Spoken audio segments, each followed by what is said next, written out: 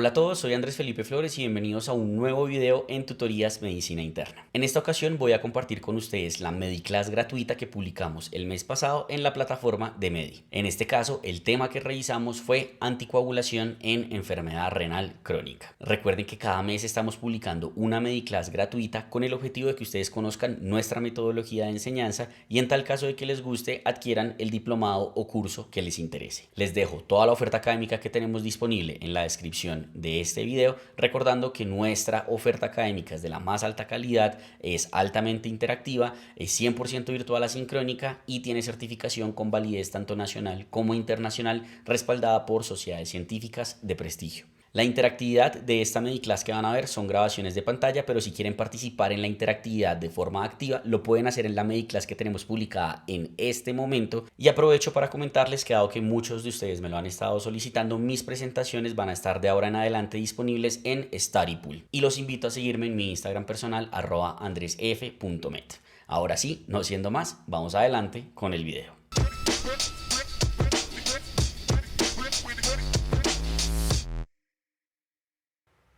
Hablemos entonces acerca de anticoagulación en enfermedad renal crónica y hablaremos principalmente de anticoagulación en fibrilación auricular y enfermedad renal crónica, aclarando que la anticoagulación en la enfermedad tromboembólica venosa, si el paciente tenga enfermedad renal crónica, se suele dar, como vamos a ver al final del video. Hay unas muy pocas diapositivas relacionadas con eso.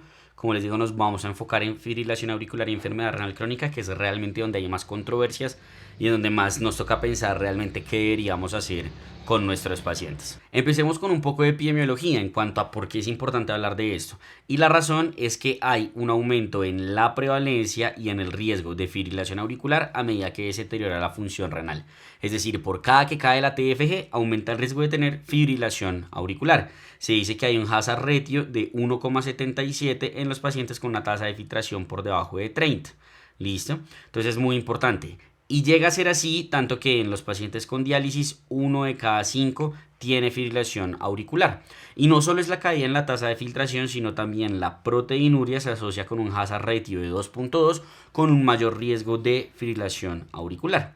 Y además de eso, la enfermedad renal crónica causa más fibrilación auricular, pero la fibrilación auricular en la enfermedad renal crónica aumenta la mortalidad de estos pacientes. Entonces es como una relación ahí tóxica en entre estas dos enfermedades que se llega a presentar. Hay un aumento del 23% de la mortalidad por cualquier causa y del 45% de mortalidad cardiovascular. En diálisis, pues claramente la cosa es peor, ahí más o menos les di un rasgo de 1 a 5 más o menos por cada uno. Si uno dice algún tipo de diálisis afectará más, realmente lo que se han dado cuenta es que durante los primeros 90 días principalmente, durante lo que sería la parte de los primeros 90 días, la hemodiálisis pareciera ser peor, o sea, ahí los pacientes hacen más fibrilación auricular, pero ya después de los 90 días se estabiliza y realmente es muy semejante la tasa de fibrilación auricular que hacen los pacientes, y lo que sí es claro es que tienen un mayor riesgo de enfermedad tromboembólica venosa. Entonces, ojo, no solo aumentan el riesgo de fibrilación auricular, sino que aumenta el riesgo de que hagan trombosis, sea o no asociada a esa fibrilación auricular. Y parece que este es un problema subdiagnosticado, porque este es un estudio donde cogieron a pacientes que estaban en hemodiálisis y les pusieron un monitor de eventos. Eran 66 pacientes, 90 pacientes no tenían diagnóstico previo de fibrilación auricular.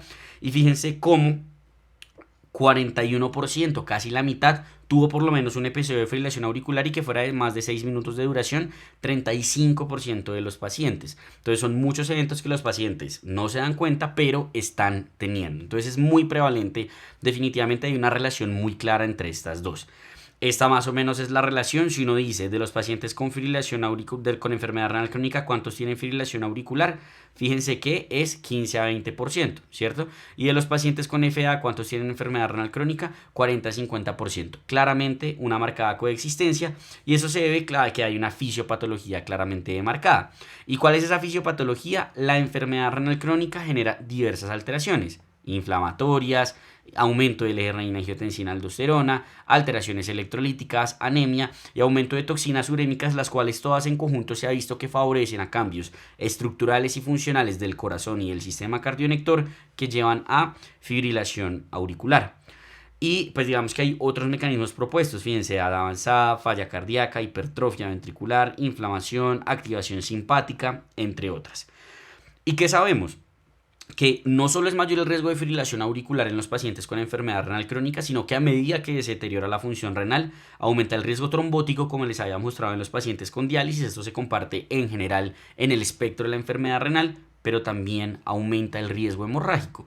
Entonces ya empezamos a ver, basado en el aumento de estos dos riesgos, cuál es el problema y por qué hay tanta controversia con la anticoagulación en este grupo específico de pacientes. ¿Listo? Ahora, ¿cuál es el impacto en desenlaces? ¿Cierto? ¿Cuál es el impacto de que un paciente con fibrilación auricular tenga enfermedad renal crónica? ¿Qué puede ocurrir como tal en estos pacientes? Fíjense que en términos de tromboembolismo realmente pues no es tan claro que haya una relación, pero en sangrado mayor sí es claro que hay un aumento en los pacientes con enfermedad renal crónica, mortalidad cardiovascular también es claro y mortalidad por cualquier causa. Entonces a los pacientes con FA que tienen enfermedad renal crónica les va peor. El likelihood ratio de sangrado intracraneal es de 5 a 10. Es un riesgo muy alto de que los pacientes sangren. Y ahora uno dice, ¿será que la fibrilación auricular impacta en la enfermedad renal crónica? Ya en la introducción les había dicho que sí, y esto se debe básicamente a que induce fibrosis al regular a la baja los péptidos como la endopeptidasa, neutral, puede haber microtrombosis renales, lo cual también afecta el adecuado funcionamiento. La fibrilación auricular adicionalmente, pues digamos que hace inflamación sistémica que puede deteriorar la función renal, puede promover la activación del eje renina-angiotensina-aldosterona que también deteriora la función renal, y las medicaciones pueden llegar a ser nefrotóxicas.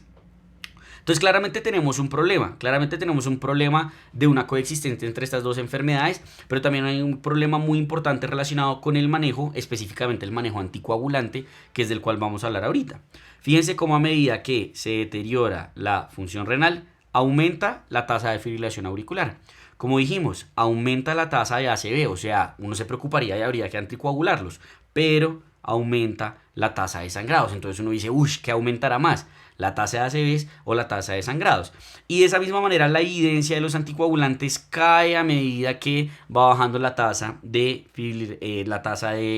filtración glomerular de nuestros pacientes. Y además los pacientes con hemodiálisis están expuestos crónicamente a anticoagulantes que se les ponen durante las sesiones de hemodiálisis. Entonces, sobre todo en este punto que es tasa de filtración por debajo de 30, andamos en un terreno muy gris en el cual todavía realmente no estamos muy seguros de qué es lo que tenemos que hacer.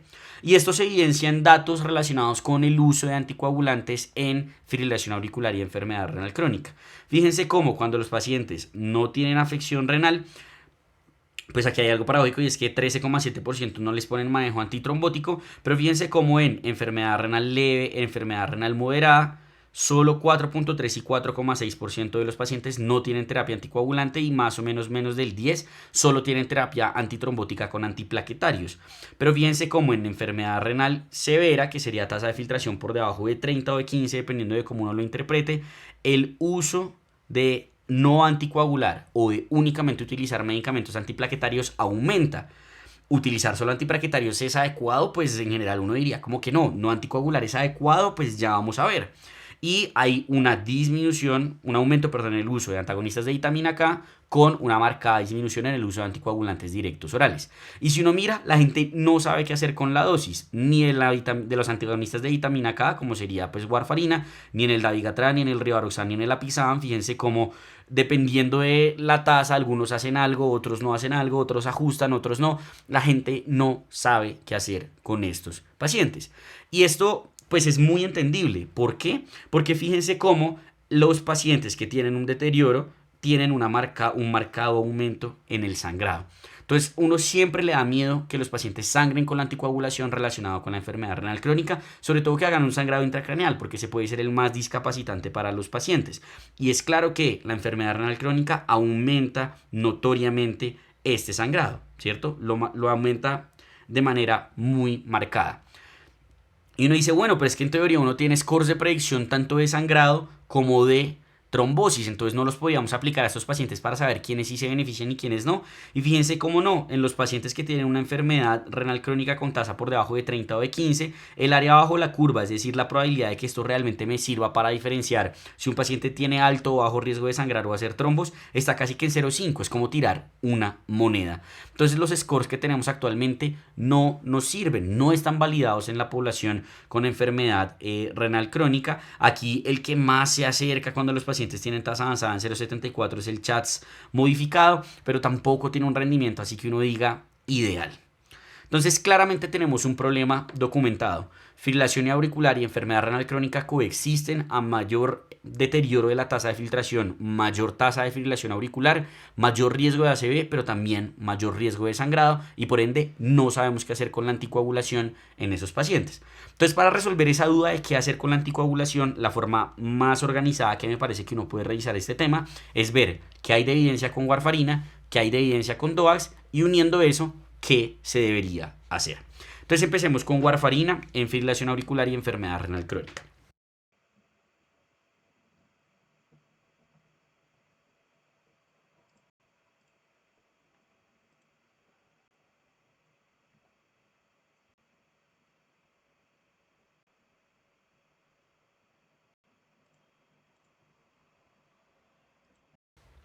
Mensaje número 1. A medida que se deteriora la tasa de filtración glomerular, los pacientes es muy difícil que se mantengan en un adecuado tiempo en rango. ¿Qué quiere decir esto? Uno siempre busca que los pacientes con warfarina estén con un INR entre 2 y 3 por más del 70% del tiempo que están utilizando la warfarina.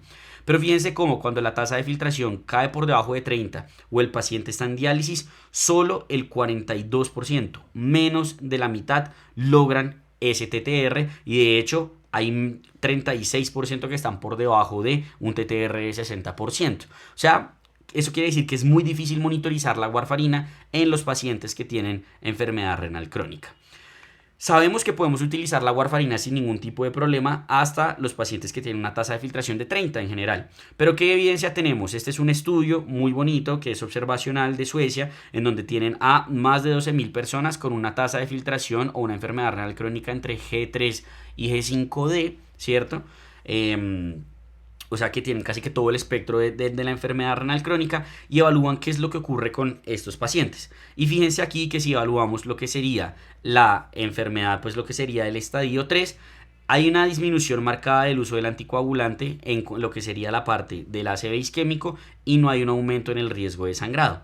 Pero desde que pasamos de un G4 hacia abajo, o sea de 30 para abajo, hay definitivamente un aumento marcado en el riesgo de sangrado, a expensas en teoría, aunque aquí vean que no lo logran el G5, de una disminución de riesgo isquémico. ¿Qué es importante tener en cuenta acá? Que en este estudio los pacientes tenían un TTR por encima de 70%, lo cual ya vimos que no ocurre en la vida real. Entonces, ¿qué tan aplicables son estos resultados en términos de la verdadera reducción del ACV y el verdadero aumento del sangrado? Es algo que tendríamos que analizar. Para eso está este metaanálisis que es muy bonito del JAMA, en el cual evalúan qué ocurre si yo utilizo warfarina o simplemente no utilizo nada. Algo importante es que son estudios netamente observacionales, no hay ningún ensayo clínico aleatorizado, y son pacientes que sí o sí tienen una tasa de filtración por debajo de 15. ¿Y qué se dan ellos cuenta? Fíjense que en términos de lo que sería el ACV isquémico, no hay ninguna diferencia en utilizar warfarina versus no utilizarla. Es decir, si yo anticoagulo y no anticoagulo, los pacientes hacen la misma cantidad de ACV. ¿Por qué? Porque habíamos dicho que la enfermedad renal crónica aumenta el riesgo trombótico. ¿Listo? Pero ¿qué pasa con el ACV hemorrágico? Que los pacientes hagan una hemorragia intracraneal, ¿cierto? Fíjense que aquí de 1.05 a 2.04 hacen menos hemorragia intracraneal los pacientes que no están anticoagulados. O sea, la warfarina no disminuye el riesgo de ACV y aumenta el riesgo de sangrado intracraneal. Aquí en sangrado mayor, si bien queda en todo el palo porque cruza la unidad, parece haber una mayor tendencia al sangrado mayor con lo que sería la warfarina, y la mortalidad sí es la misma entre los dos. Eso es en tasa de filtración de 15 para abajo. Ahora, ¿qué pasa si lo analizamos exclusivamente en hemodiálisis? En esta revisión sistemática, nuevamente estudios observacionales, nos muestran cómo en lo que sería el riesgo de ACV isquémico, fíjense cómo, si bien hay una tendencia hacia la warfarina, cruza la unidad. Es decir, la warfarina no disminuye de manera estadísticamente significativa los ACVs isquémicos.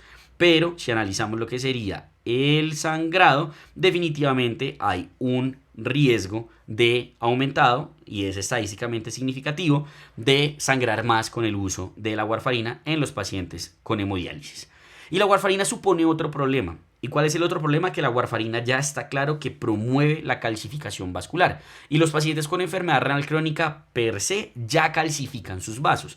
Y el calcio a nivel de las arterias, sobre todo las arterias coronarias, aumenta el riesgo cardiovascular en los pacientes. Además, se ha visto que puede haber un aumento en lo que sería el deterioro de la tasa de filtración por algo que se conoce como la nefropatía asociada a anticoagulantes, que está claramente documentada con la warfarina y en mucha menor medida con los DOACs. Entonces tiene más problemas, no solo sangran más, parece que se les deteriora más la función renal, aumenta el riesgo de calcificación. Utilizar la warfarina en estos pacientes, sobre todo cuando tienen tasas de filtración muy bajas, 30 o 15 para abajo. ¿Qué podríamos entonces concluir con lo que les he dicho hasta ahora? Los antagonistas de vitamina K parecen ser más riesgosos que beneficiosos, sobre todo en diálisis. Aumentan definitivamente el riesgo de sangrado en los pacientes que tienen una tasa de filtración por debajo de 30, y esto es debido a múltiples factores: la volabilidad del INR, déficit de vitamina K en los pacientes con enfermedad renal crónica, alteraciones en agregación plaquetaria, y supone otros problemas como calcificación vascular y la nefropatía asociada a warfarina o la nefropatía asociada a anticoagulantes. Entonces eso es con la warfarina. Entonces uno dice, venga, ¿será que sí podríamos utilizar la warfarina en estos pacientes? ¿Qué hay de los DOACs? Hablemos de DOACs en fibrilación auricular y enfermedad renal crónica.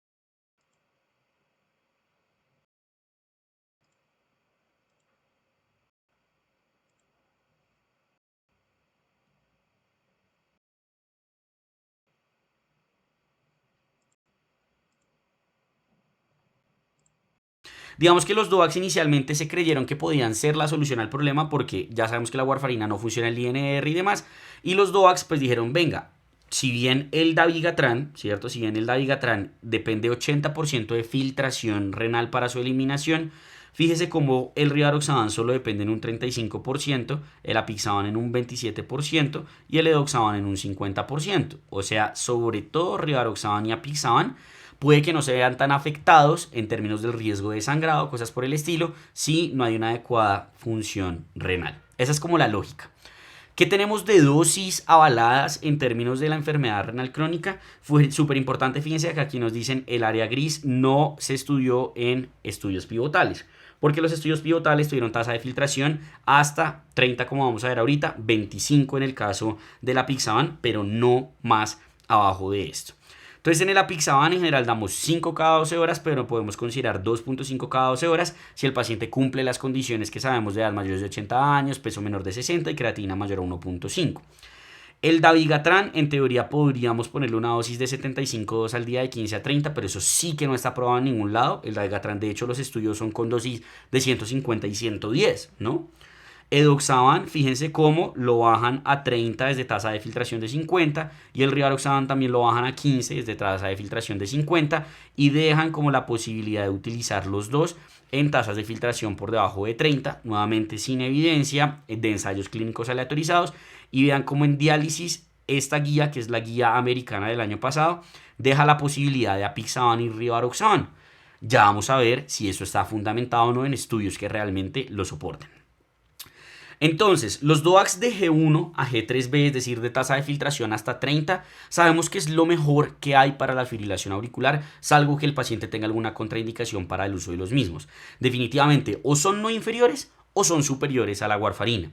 disminuyen el riesgo de sangrado intracraneal, que es lo más importante. Entonces, sí o sí deberíamos utilizarlos. Y como les dije, solo el Aristotle, que es el de la Apixaban, tuvo tasa de filtración de 30 a 25 y hay un subanálisis de ese grupo de pacientes que muestra que se conservan estos beneficios de la Apixaban, ojo, hasta tasa de filtración de 25. Entonces uno dice, bueno, ¿qué hay más abajo de 30? Solo hay en general ensayos observacionales, unos pocos aleatorizados que vamos a ver. Entonces, ¿qué pasa si yo analizo entre G3 y G5? ¿Cierto? G5D en este caso, nuevamente un estudio de Suecia, en este caso son 2000 pacientes, mucho menos. Y fíjense que aquí comparan DOAC contra warfarina. Ojo, aquí estamos comparando DOAC contra warfarina, no es warfarina versus nada, que era lo que estábamos comparando en los estudios de warfarina. Y se dan cuenta que en términos de sangrado mayor hay un hazard ratio de 0.71, o sea, un beneficio en el utilizo de los DOACs, y en ACV isquémico da lo mismo. Es decir, se trombosan igual entre la warfarina y los DOACs, pero sangran menos los pacientes de los DOACs. Si reducimos un poco más el espectro, G4, G5, es decir, estamos hablando de pacientes de tasa de filtración de 30 para abajo o en diálisis, y analizamos qué es lo que ocurre, nuevamente comparando lo que sería rivaroxaban o apixaban contra warfarina. Y aquí estamos hablando de embolismo sistémico. ¿Y qué nos dicen? Fíjense que cruza la unidad, no hay una diferencia entre el uso de los dos, ¿cierto? Si lo analizamos en términos de sangrado mayor, fíjense cómo rivaroxaban sangra igual y apixaban, si bien tiene una tendencia, también cruza la unidad, por lo cual no podemos decir que sangre menos. Es decir, aquí parece que sangran lo mismo, cuando nos quedamos solo de 30 para abajo.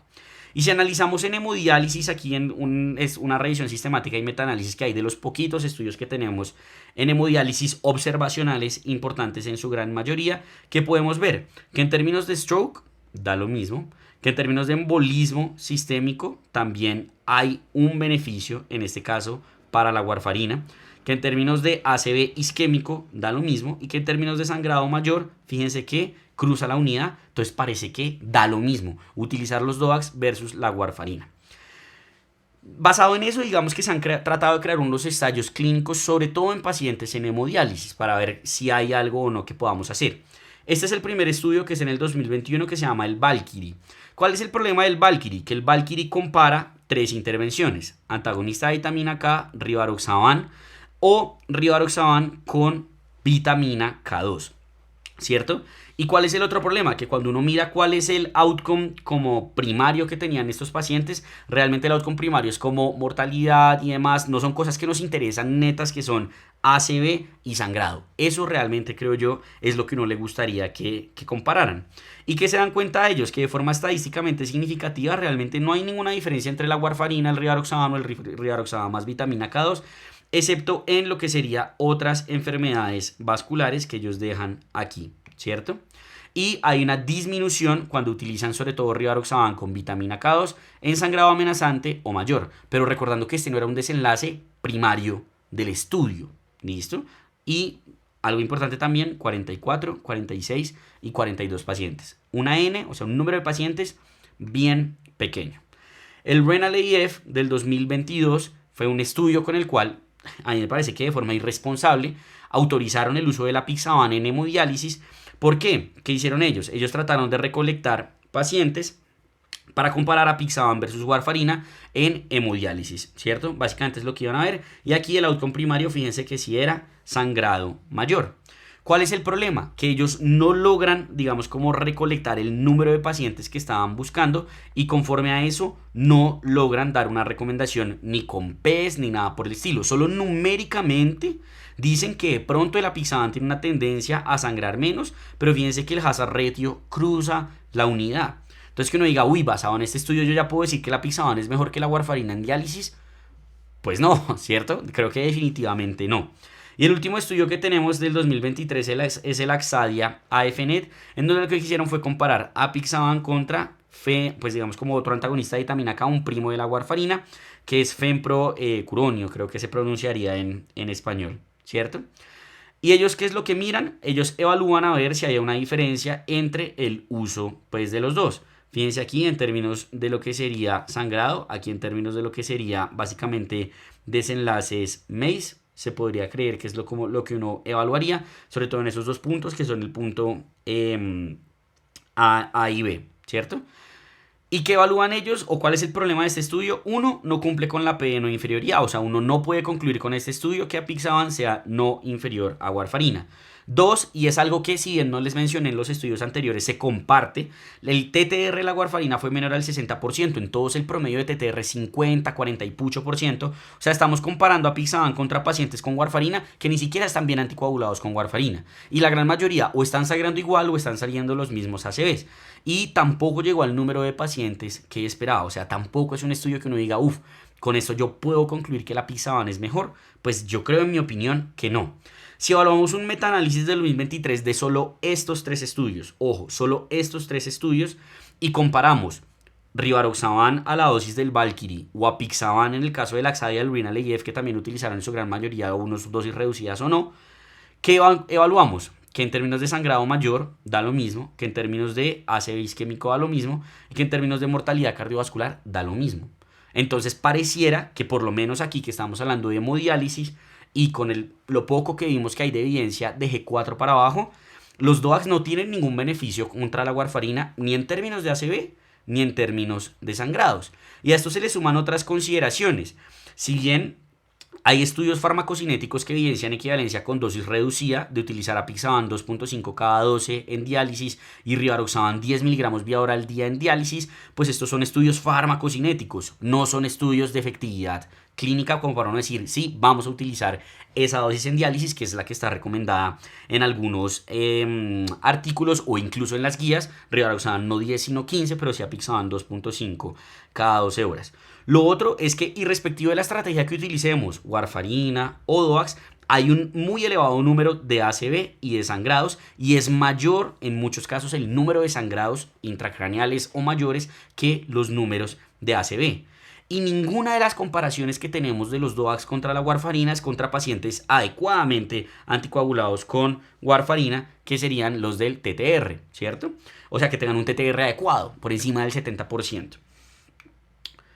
Entonces, pues esto supone un problema que les voy a decir, que les voy a plantear más adelante, y es que estamos comparando los DOACs contra warfarina, pero ya vimos que si comparábamos warfarina contra nada, parecía que daba lo mismo. Entonces, ¿por qué estamos comparando DOACs contra warfarina y no DOACs contra no anticoagular? Que ya es algo que vamos a resolver ahorita más adelante. Los DOACs se han estudiado a ver si tienen como unos beneficios adicionales y parece que disminuyen el deterioro de progresión de enfermedad renal y de lesión renal aguda. Esto podría ser en relación con que tiene una menor incidencia de esta nefropatía por anticoagulantes que mencionábamos. Realmente solo hay reportes de casos con medicamentos específicos. Uno de ellos, Dabigatran, que no utilizamos en estas poblaciones. Entonces, pues digamos que podría tener ese beneficio en el desenlace renal. Pero ojo, en este estudio solo hay menos de 3% de pacientes que están en G5. ¿Qué podríamos concluir? Que los DOACs son superiores o no inferiores a la warfarina con tasas de filtración por encima de 30 y definitivamente son los anticoagulantes de elección. En G4 parece que la warfarina y los DOACs son iguales, pero ojo, en estudios observacionales. Y en G5 los DOACs parecen ser no inferiores a warfarina en G5, entendiendo que solo se han estudiado apixaban y rivaroxaban en estos escenarios. Entonces surge esta duda que es la que yo les estaba tratando de plantear ahorita. ¿Deberíamos anticoagular a los pacientes que están en enfermedad renal terminal, que se llamaría, que está esa filtración por debajo de 15 o diálisis?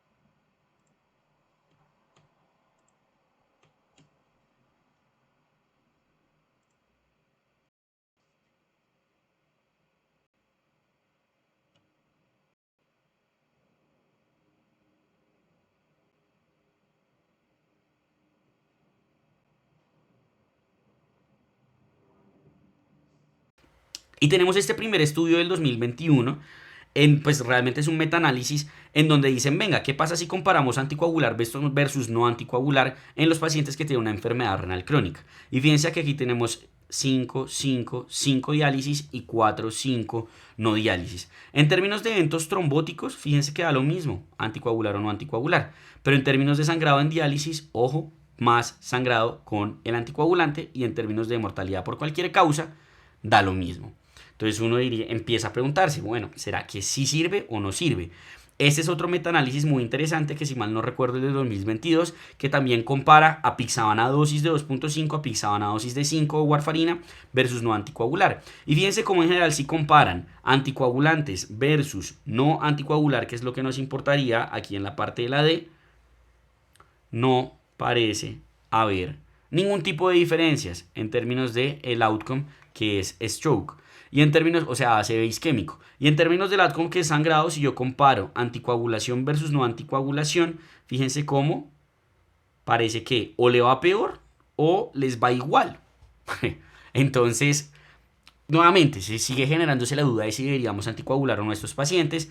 Ese es un metaanálisis del 2023 que básicamente trata de mostrar lo mismo, y es que en gran medida en términos de sangrado mayor, si bien los DOACs versus, digamos, la warfarina sangran menos, por lo menos en este metaanálisis, da lo mismo utilizar los DOACs a no utilizarlos en términos de sangrado mayor, es decir, sangran igual, y en términos de embolismo, fíjense cómo también dan lo mismo, y en términos de mortalidad por cualquier causa dan lo mismo. Si ustedes leen solo el summary de este metaanálisis, va a decir, no, pero hubo una tendencia menor al sangrado, yo no sé qué, pero cuando uno va a ver, cruza la unidad, es con P's no estadísticamente significativas, o sea, no podemos concluir eso con este metaanálisis que estamos viendo acá. Este es un estudio específico en apixaban, que ojo, es observacional, no es un ensayo clínico aleatorizado, en donde comparan dosis de 5 versus 2.5 contra no tratamiento, y solo en este estudio, aclaro, es el único en el cual si comparamos realmente en términos de sangrado mayor, ¿cierto? Pues hay un aumento. Y aquí, en términos de utilizar la de 2.5, el sangrado mayor no hay un aumento, pero sí hay un beneficio en teoría en ACE isquémico, pero ojo, pega en el 1, o sea, toca la unidad. Entonces que uno diga, uy, sí, nuevamente, lo mismo del Renal EF y el Axadia FNet, pues no es que uno diga que con esto uno puede tomarse esas conclusiones. Vienen muchos ensayos clínicos aleatorizados que todavía no han sido publicados, que van a comparar precisamente esto, ya de manera juiciosa, aleatorizada, si anticoagular sirve de algo a estos pacientes, porque si se dan cuenta, yo por lo menos siento que como que no mucho con la evidencia que tenemos, sin yo poder afirmarles que no sirve, porque no hay estudios que nos demuestren eso. ¿Listo? De estos estudios, el SAFE-D ya terminó el reclutamiento de los pacientes, y de hecho publicaron un póster con los resultados, en donde, si bien son un número pequeño de pacientes, 151 pacientes, y no nos ponen PES, ni hazard ratio, ni nada por el estilo, fíjense cómo nos dicen los pacientes lo siguiente. ACV ocurrió en 2 participantes, uno que estaba tomando apixaban y uno que no tenía anticoagulantes, o sea, fue igual por lo menos numéricamente. En términos de un evento de sangrado, 27 pacientes, 12 con warfarina, 8 con apixaban y 7 con no tomando anticoagulación. O sea, apixaban y no anticoagulación fue prácticamente igual. Y de esos sangrados, 8 fueron mayores, 4 con warfarina, 2 con apixaban y 2 sin anticoagulación, o sea, igual numéricamente. Y la muerte ocurrió en 15 pacientes, 9 con warfarina, 2 con apixaban y 4 tomando no anticoagulación. Aquí sí numéricamente parece que le fue mejor a la apixaban, y ojo, TTR 58% para la warfarina. Es decir que por este estudio, falta que salgan los resultados con todos los análisis estadísticos, tampoco parece que vaya a dar muchas luces de si sirve o no anticoagular a estos pacientes. Entonces, una duda que seguramente todos podríamos tener es, bueno, ¿qué hago entonces? Me llega un paciente con fibrilación auricular y con enfermedad renal crónica, que está con tasa de filtración por debajo de 30 y sobre todo de 15 y diálisis. ¿Qué hago? ¿Cierto? Una opción es esta que se está planteando cada vez más, que es, venga, ¿será que en enfermedad renal terminal, tasa de filtración por debajo de 15, será que en los pacientes en diálisis, primero, no hacer daño significa no anticoagularlos? ¿Es tiempo de decirle no a los anticoagulantes? Yo les puedo decir que yo estoy un poco sesgado, en que mi postura personal va un poco inclinada a eso, y en el sitio en donde yo me formé como internista, a los pacientes en diálisis no se les formula anticoagulación cuando la indicación es fibrilación auricular. Pero nuevamente les digo, esta es una postura que yo no les puedo decir que sea la verdadera, porque no hay estudios que soporten lo mío, pero tampoco hay estudios que me digan que anticoagular sea bueno, y lo poco que hay parece que dice que es malo o que es igual, que estoy sometiendo a mi paciente a un riesgo de sangrado innecesario. Entonces por eso yo me voy un poco por esta postura. Pero ¿qué pasa si ustedes quieren irse por la postura de, venga, ¿será que hay algo que ofrecerle al paciente? Esta revisión salió literalmente la semana pasada o antepasada, en donde le dicen a uno 10 tips para manejar la anticoagulación oral en los pacientes con diálisis. Yo cogí los que me parecieron más importantes para esta revisión. Lo primero es individualizar la estratificación, ¿sí? Lo que les dije, no, el CHADS-VASc, el HAS-BLED y eso, pues realmente aquí parece que no sirven mucho. Y yo podría considerar no anticoagular como estrategia. ¿Qué dicen ellos en relación con la estratificación? Que podemos hacer uso, me voy a adelantar a esta, podemos hacer uso de esto que se llama el Dialysis Risk Score, que lo crearon recientemente, en donde si yo tengo un puntaje de 2 o más, podría considerar anticoagular y en menos de 2 podría considerar no anticoagular a mi paciente. Y algo importante es que siempre le dicen, a esto súmele la carga de enfermedad. No es lo mismo que el paciente tenga paroxismos de FA a que el paciente tenga FA permanente. El paciente con FA permanente tiene mayor riesgo de trombosis, por lo que muestran algunos estudios que citan ahí. Y ellos que recomiendan si yo voy a anticoagular, recomiendan apixaban 2.5 o rivaroxaban 10 al día. O dejan la opción de el cierre de auriculilla, que de eso ya vamos a hablar ahorita más adelante. Entonces individualice, es el mensaje, y considere no anticoagular. Si usted considera anticoagular, por favor no utilice antagonistas de vitamina K. Lo poco que tenemos muestra que no sirven y que empeora el pronóstico de los pacientes. Entonces, si usted va a decidir tomar algo, utilice apixaban o rivaroxaban, pero a dosis ajustadas. Si usted considera no anticoagular o incluso si considera anticoagular, el cierre de auriculilla puede ser una gran opción para estos pacientes, aunque ojo, no tenemos ensayos clínicos que nos muestren que sea la respuesta. Y considere incluir a su paciente en un ensayo clínico aleatorizado. Quizá algunos se estará preguntando, bueno, ¿y las heparinas qué? ¿Cierto? Las heparinas no tienen evidencia en fibrilación auricular, punto. Entonces esas ni las vamos a considerar, ¿listo?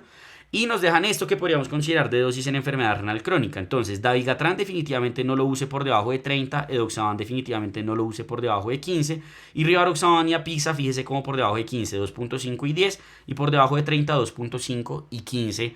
Uno podría considerar nuevamente, esto no es basado en ensayos clínicos aleatorizados, pero si ustedes optan por la postura de anticoagular, esa puede ser una opción en esos pacientes. ¿Qué sabemos de cierre de auriculilla en pacientes en enfermedad renal crónica? Pues digamos que de lo poco que tenemos parece que por lo menos aquí en términos de ACV no cambió, en términos de sangrado mayor pues no cambió.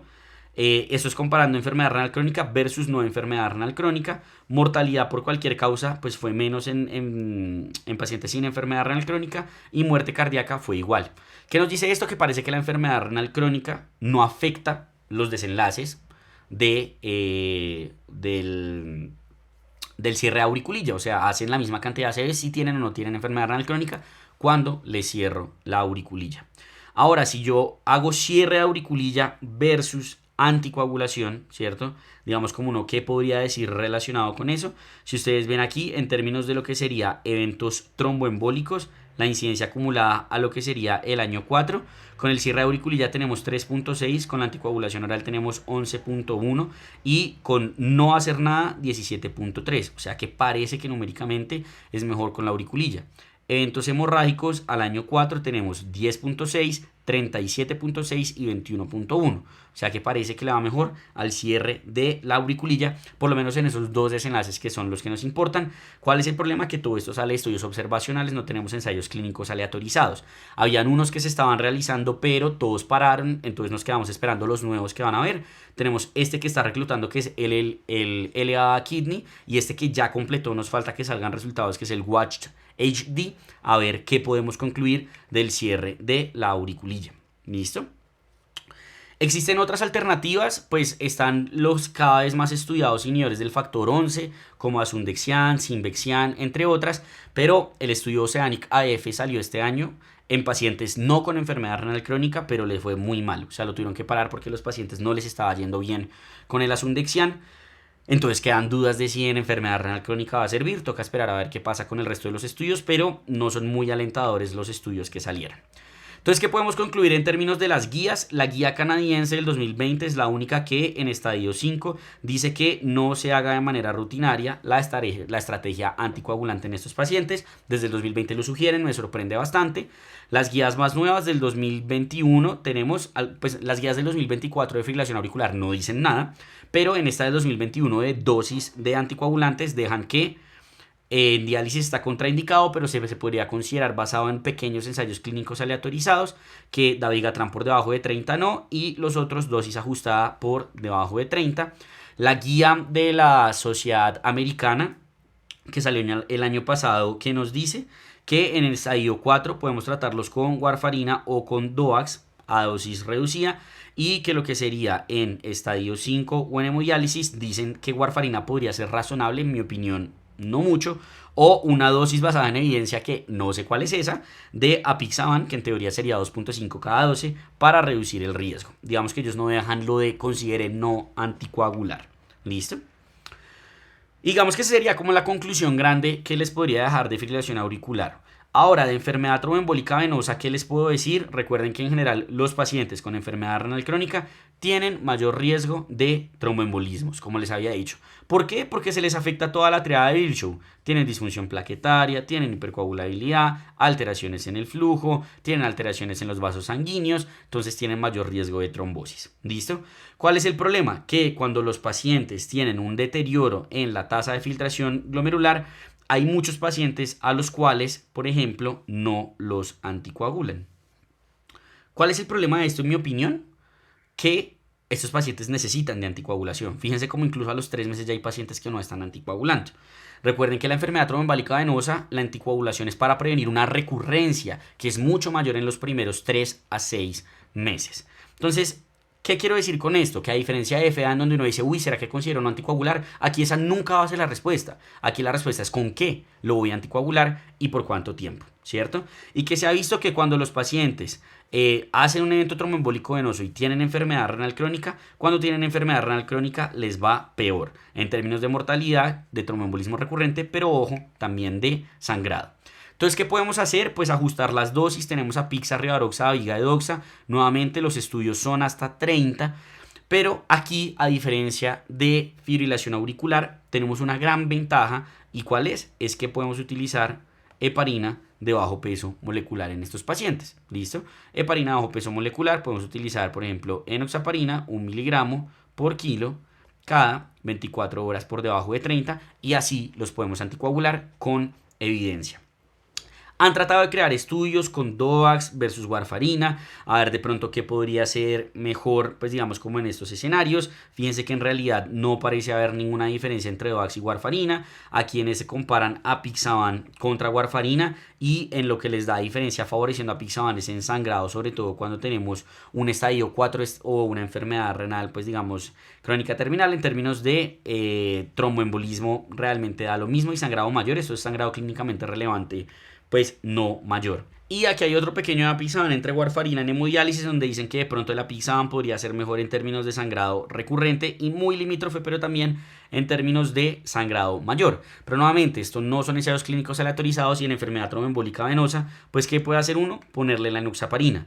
Evalúan si de pronto ajustar la dosis serviría o no. Pareciera que podría ser útil en términos de sangrado si utilizamos una dosis reducida de apixaban sin diferencias en enfermedad tromboembólica recurrente, pero todos son estudios observacionales. No podemos concluir algo, así que mi recomendación es que si tienen una enfermedad tromboembólica venosa en un paciente con tasa de filtración por debajo de 30, pónganle enoxaparina por el tiempo que ustedes consideren necesario.